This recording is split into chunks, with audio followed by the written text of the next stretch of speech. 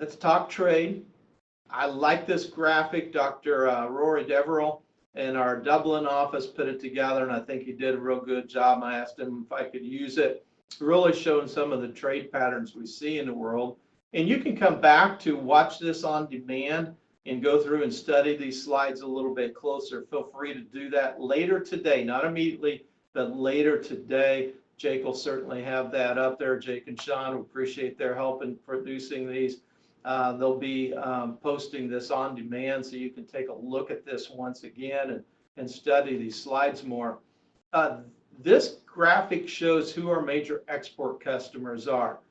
And it starts with Canada, followed by Mexico, followed by Japan. Who are we having our biggest trade spats with right now? Japan is number 4, and who is in Washington this week to negotiate with us?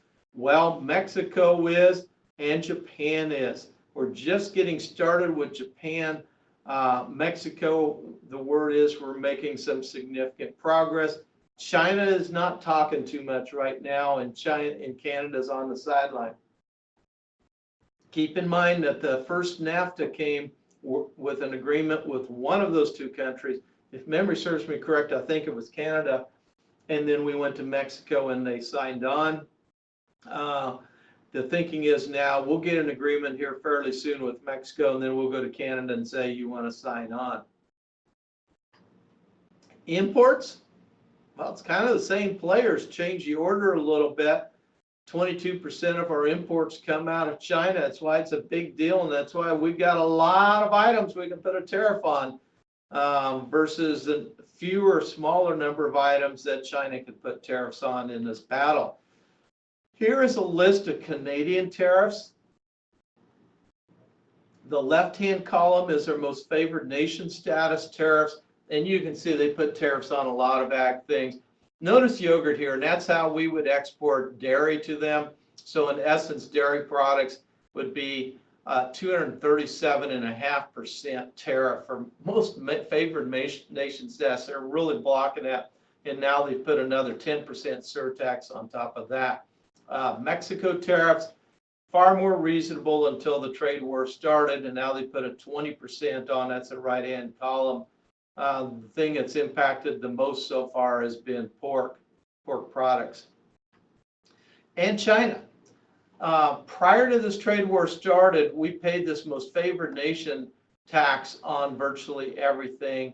Uncombed cotton is one of the exceptions. Then a value-added tax.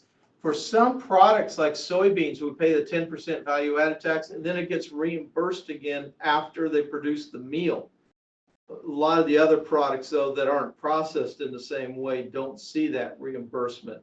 So really, you're looking at the 25% retaliatory plus the 3% most favored nation. So you're looking at a 28% tax right now for soybeans, 26% for corn, etc.